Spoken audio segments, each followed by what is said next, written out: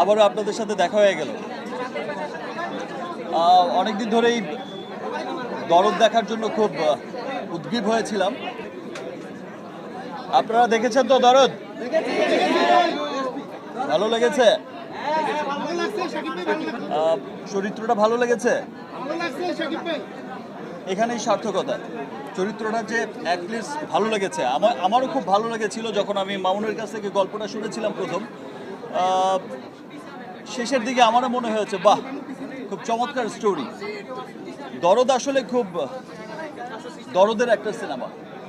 দরদ আপনারা যারাই দেখেছেন, আপনারা সকলেই দেখেছেন যে খুব বিশাল আঙ্গিকে খুব তামঝামওয়ালা কোনো সিনেমা না, খুব বিশালত্ব এখানে নেই।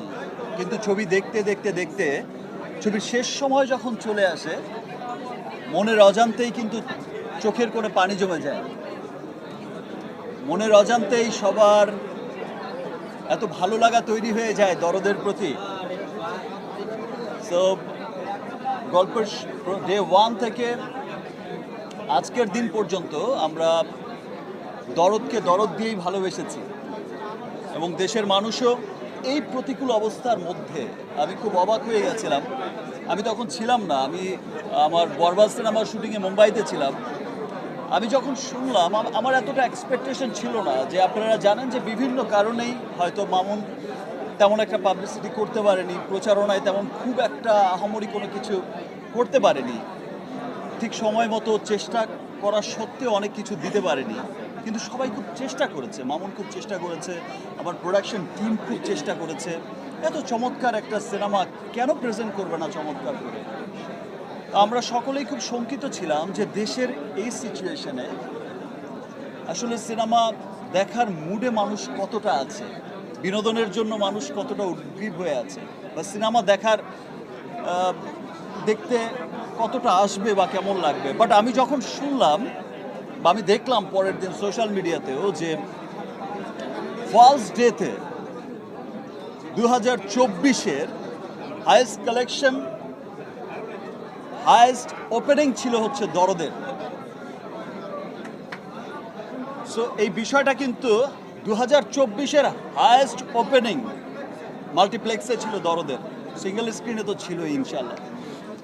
তো এটা দেখে কিন্তু মনে হয়েছে যে না, দেশের মানুষ, আমার দেশের মানুষ আমার দেশের সিনেমাকে সত্যি অনেক ভালোবাসে, আমার দেশের মানুষ আমাকে অনেক ভালোবাসে, আমার দেশের সিনেমাকে ভালোবাসে। বাংলাদেশের মানুষ যেখানেই ছড়িয়ে আছে, আমি আমেরিকার চিত্র দেখেছি, আজ মিডল ইস্টে রিলিজ হয়েছে, পৃথিবীর অনেকগুলো দেশে রিলিজ হয়েছে, সেখানকার নিউজ জেনেছি।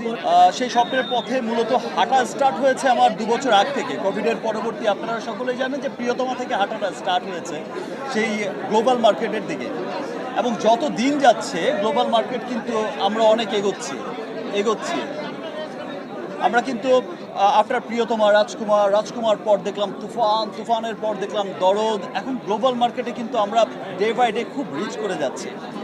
আমরা আমাদের স্বপ্নের কিন্তু সেই লক্ষ্যে এখনো পৌঁছাইনি, এখনো যেতে হবে অনেক দূর, এখনো কাজ করতে হবে, এখনো অনেক দূর যাওয়া আমাদের বাকি। মাত্র তো শুরু হলো, এবং যাবো ইনশাল্লাহ অনেক দূর। অনেকে বলে ঈদ মানে শাকিব খানের সিনেমা, কিন্তু এই প্রথম ঈদ ছাড়াও শাকিব খান ঈদ করে দিল, সেটা নিয়ে কি বলবো? ঈদ ছাড়া হাইয়েস্ট ওপেনিং ছিল তো, ছিল বাস দ্যাট মিনস ঈদ ছাড়া সিনেমা সবসময় সুপারহিট হয়েছে। ইনফ্যাক্ট আমার কেরিয়ারে যত সিনেমা এসেছে, বিগ হিট সিনেমা, সেটা আমার প্রিয়া থেকে যতগুলো সিনেমা এসেছে, কোটি টাকার কারণ যতগুলো বিগ হিট সিনেমা এসেছে, সবগুলো কিন্তু ঈদ ছাড়াই এসেছে। বিকজ ঈদে একটা কম্পিটিশন কিন্তু থাকে, অনেক সিনেমার ভিড় থাকে, কিন্তু ঈদ ছাড়া কিন্তু একক সিনেমা থাকে। তো এটা সবসময় প্রমাণিত হয়েছে, আজকে দরদ দিয়েও আবার প্রমাণ করলো যে না, ঈদ ছাড়া সিনেমায় অনেক বেশি সুপারহিট হওয়ার অপশন থাকে। এবং ইনশাল্লাহ আমরা আরও সুন্দর সুন্দর কাজ করব এবং আমাদের সেই লক্ষ্যে পৌঁছে যাব।